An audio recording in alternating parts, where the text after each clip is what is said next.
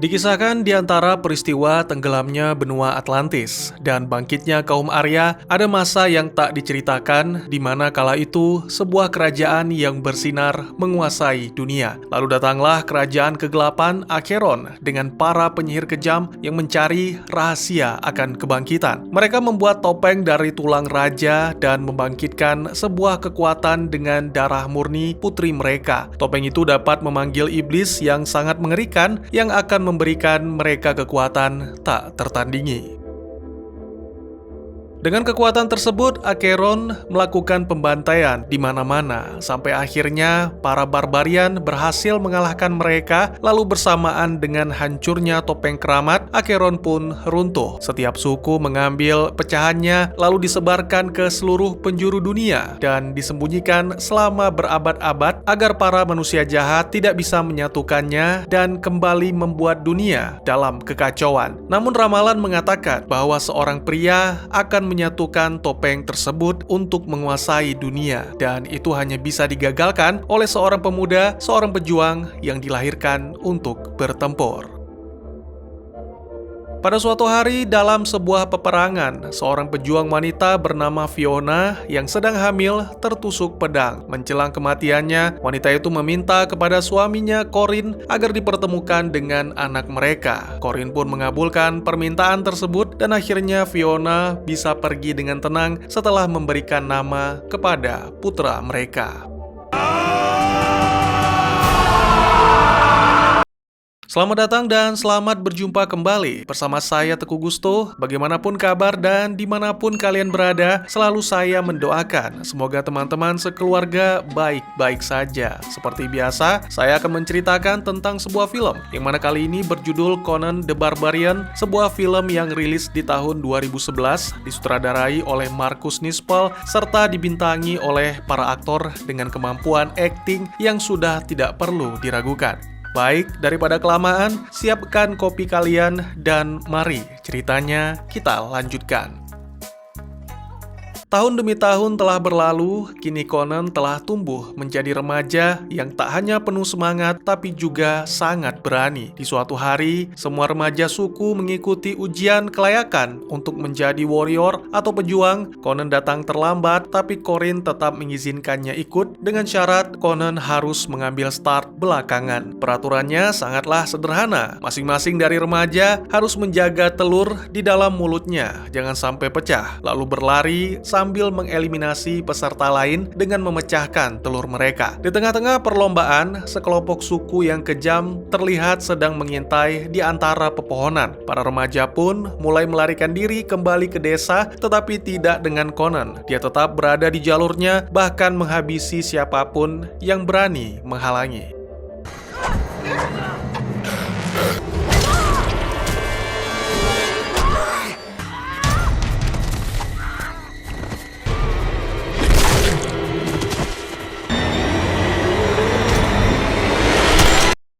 Beberapa waktu kemudian, Conan kembali ke desa dengan membawa kepala-kepala musuh. Pemuda itu juga memecahkan telur setelah mendapat pengakuan dari para tetua. Karena sudah layak menjadi pejuang, Cory mengajarinya menempa pedang. Percobaan pertama gagal. Cory menjelaskan rahasia penempaan turun-temurun agar Conan bisa memiliki pedang yang benar-benar kuat. Saat penempaan pedang berhasil, Conan harus menjalani ujian lain. Namun sayang, emosi dan amarah membuatnya gagal sehingga Corin menyatakan bahwa Conan belum pantas untuk memiliki pedangnya.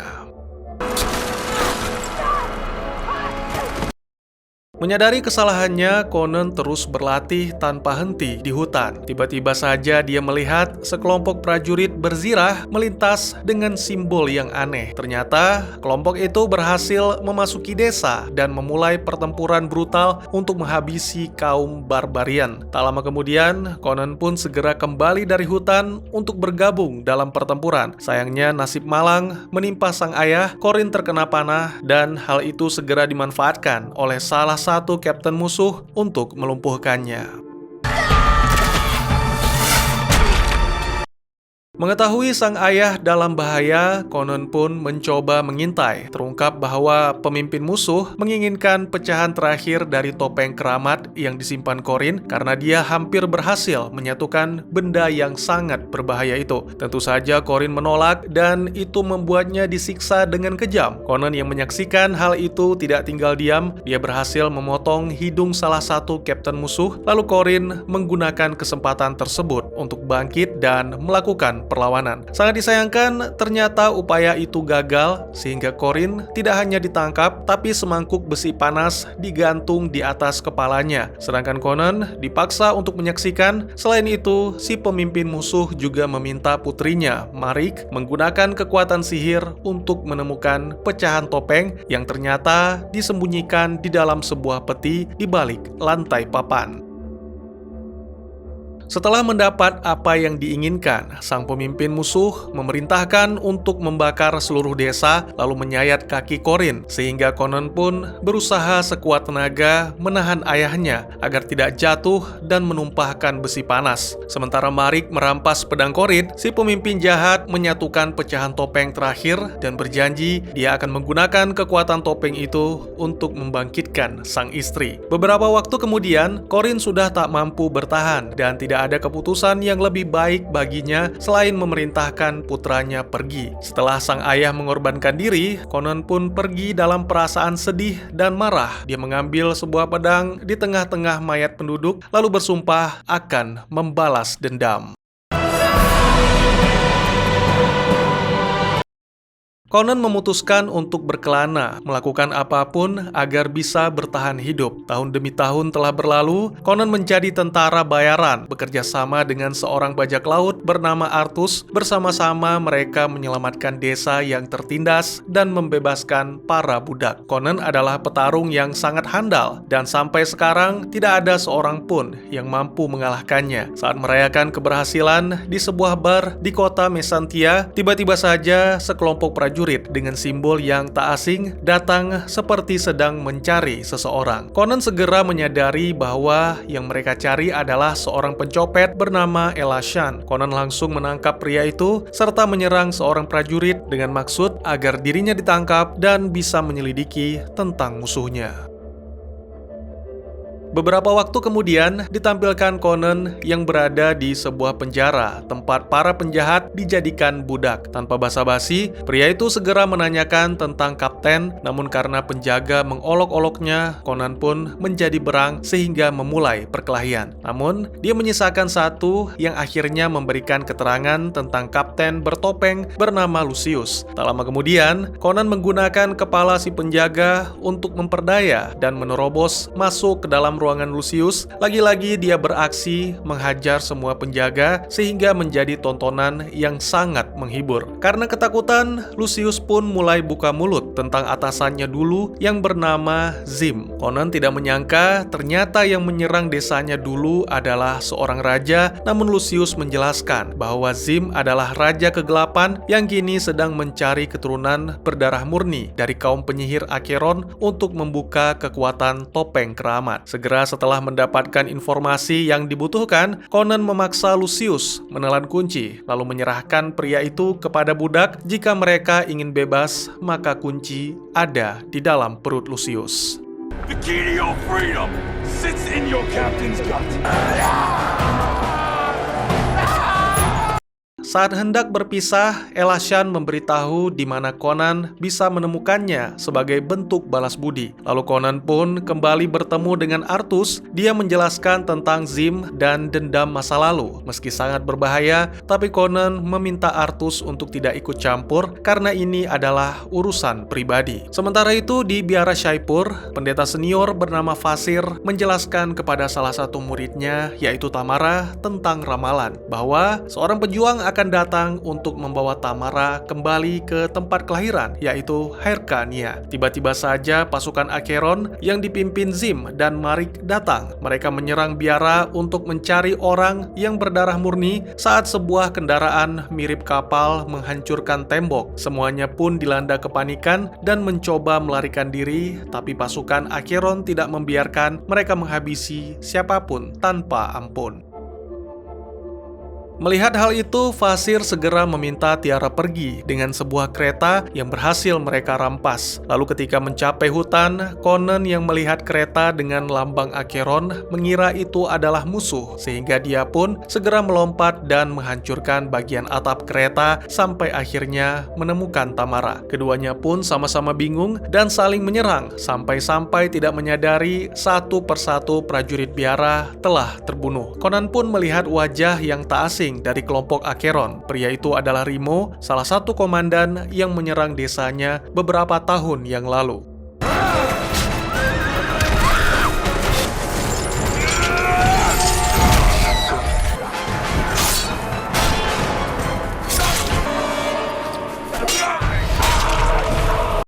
Setelah aksi kejar-kejaran dan pertarungan yang seru, Conan segera mengungkapkan identitasnya sehingga membuat Rimo berlari ketakutan. Sementara itu di biara, setelah menangkap semua pendeta wanita termasuk yang masih muda, Marik mencicipi darah mereka dan diketahuilah bahwa tak ada satupun dari mereka yang memiliki darah murni. Kemudian penjaga menyeret Vasir ke hadapan Zim, lalu dipaksa untuk mengatakan kemana si pemilik darah murni. Zim juga menjelaskan insiden yang terjadi di masa lalu di mana kaum Acheron dibantai, termasuk istri Zim yang dibakar hidup-hidup. Tapi Vasir malah membenarkan insiden tersebut. Istri Zim pantas mati karena telah menyebabkan dunia dilanda kekacauan dan kehancuran. Merasa marah, Zim segera menghabisi Vasir. Tak lama berselang, seorang prajurit melaporkan bahwa Rimo sedang mengejar pendeta yang melarikan diri. Hal itu membuat Zim merasa lega karena yakin pendeta yang dimaksud pasti memiliki darah murni.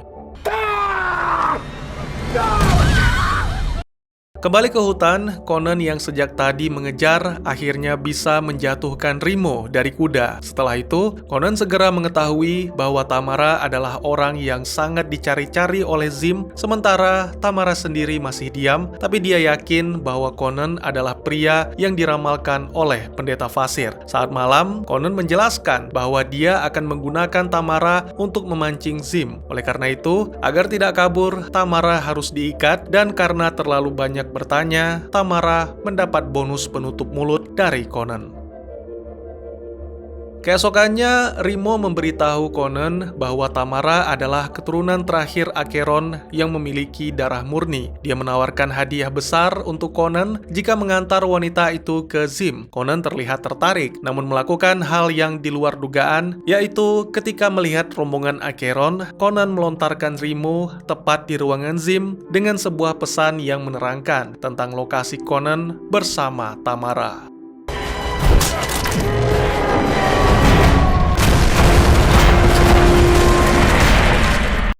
Beberapa waktu kemudian, Zim dan Conan bertemu di sebuah pos yang terbengkalai. Tamara dalam keadaan terikat, tapi itu hanya sekedar tipu daya karena dia memiliki pisau di tangan. Pada awalnya, Zim menawarkan koin emas sebagai bentuk terima kasih karena telah menangkap Tamara. Tapi Conan menolak karena yang diinginkan sang tokoh utama kita hanyalah kepala Zim. Hal itu membuat Zim marah lalu memerintahkan Marik memanggil pasukan pasir untuk menghabisi Conan.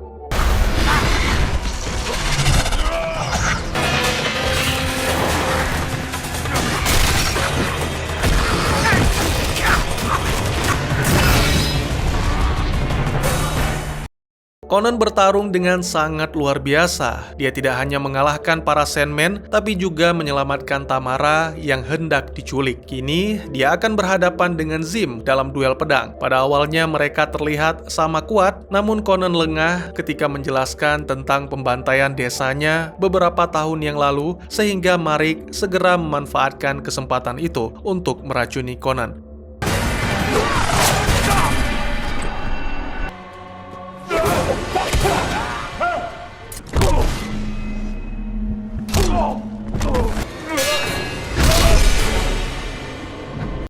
Beruntung, Tamara langsung bertindak dengan melempar obor ke tumpahan minyak yang mana menyebabkan ledakan, lalu segera membawa Conan melarikan diri ke kapal Artus.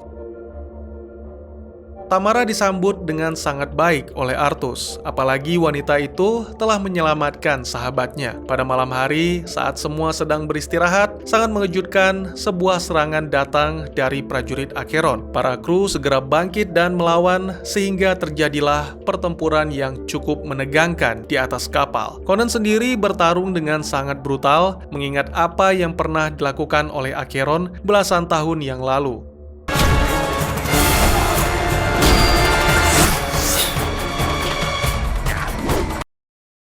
Pada akhirnya, berkat perjuangan tak kenal menyerah, Conan, Artus, beserta para kru berhasil mempertahankan kapal. Kini mereka bisa berlayar dengan tenang. Lalu setelah mencapai daratan Shem, Conan memutuskan melakukan perjalanannya sendiri ke Khor Kalaba untuk menghabisi Zim. Dia meminta bantuan Artus mengantar Tamara ke tanah kelahirannya di Hyrcania. Namun Artus menyadari bahwa Tamara ingin menghabiskan waktu sedikit lebih lama bersama Conan. Pria itu mengatakan bahwa Conan telah melupakan map, maka akan sangat baik jika Tamara mau menyerahkannya secara langsung.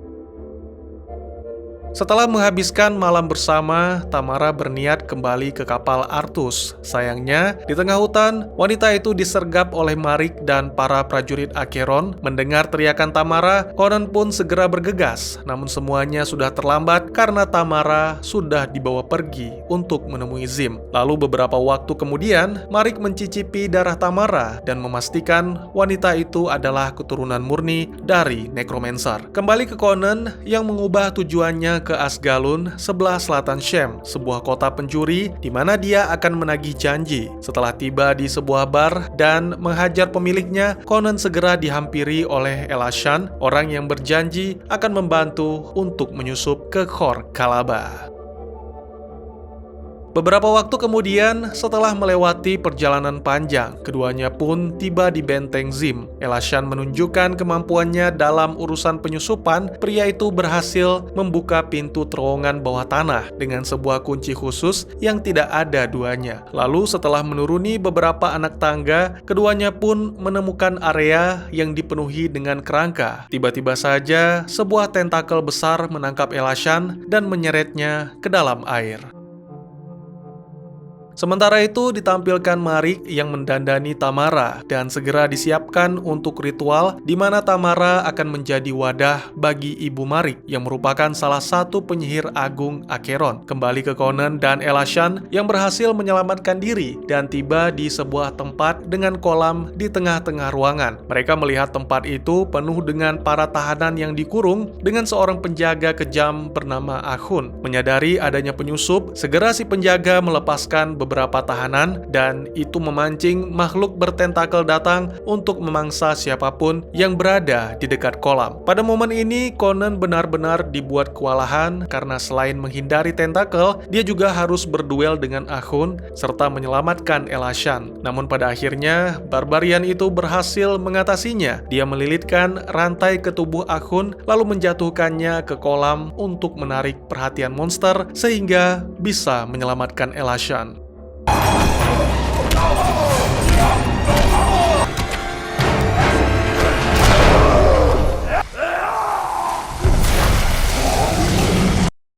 Tak lama kemudian, setelah melewati beberapa koridor, keduanya sama sekali tidak menemukan Tamara ataupun Zim. Di suatu balkon, mereka melihat bahwa Tamara sedang dibawa oleh pasukan Acheron. Conan berterima kasih atas bantuan Elashan, tapi untuk selanjutnya, Conan akan berjuang sendirian. Malam harinya, Conan tiba di tempat persembahan, sebuah gunung menyeramkan yang berbentuk tengkorak. Barbarian itu berhasil mengalahkan beberapa prajurit agar bisa bergabung ke dalam ritual. Dia melihat Zim menggunakan beberapa tetes darah Tamara untuk membuka topeng sehingga kini dia bisa menghidupkan kembali istrinya yang telah mati. Behold!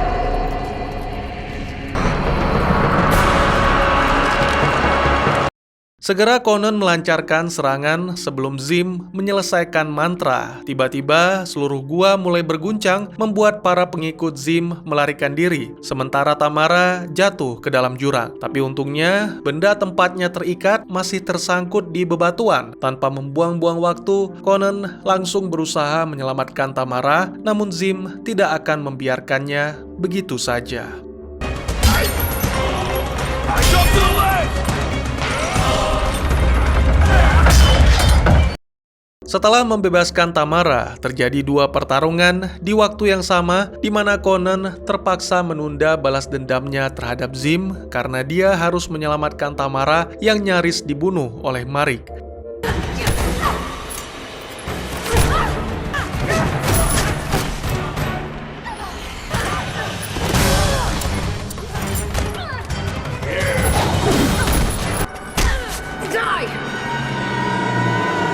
Akhirnya, pada suatu momen krusial, Conan berhasil menghabisi Marik, merebut pedang yang ditempa Corin, dan kini dia bisa dengan leluasa berduel dengan Zim.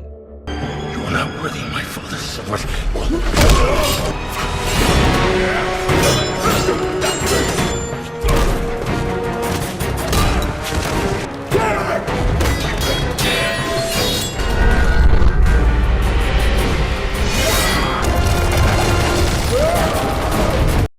Setelah melihat Zim tertimpa reruntuhan, Conan segera mengajak Tamara untuk pergi meninggalkan gua. Saat melewati jembatan, salah satu papannya patah dan membuat Tamara jatuh. Conan dengan cepat meraih tangan wanita itu, namun terungkap bahwa Zim ternyata masih hidup. Dia segera merapal mantra kebangkitan untuk memasukkan roh istrinya ke tubuh Tamara. Akhirnya Conan dihadapkan kembali dengan pilihan sulit, membiarkan Tamara jatuh atau menyelamatkan, tapi tubuh Tamara telah diisi oleh roh penyihir jahat. Hal itu juga mengingatkannya pada sebuah momen di mana Zim akan membangkitkan istrinya dan menjadi dewa kegelapan. Namun Corin berkata, menjadi raja ataupun dewa, pada akhirnya Zim akan jatuh. You will fall!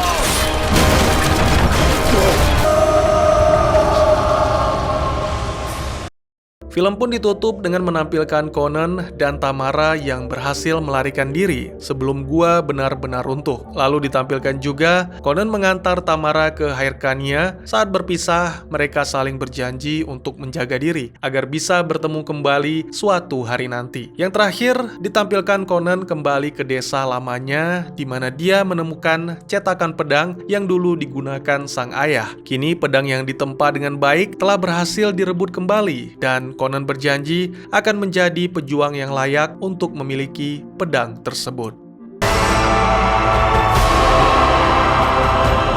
Dan tamat.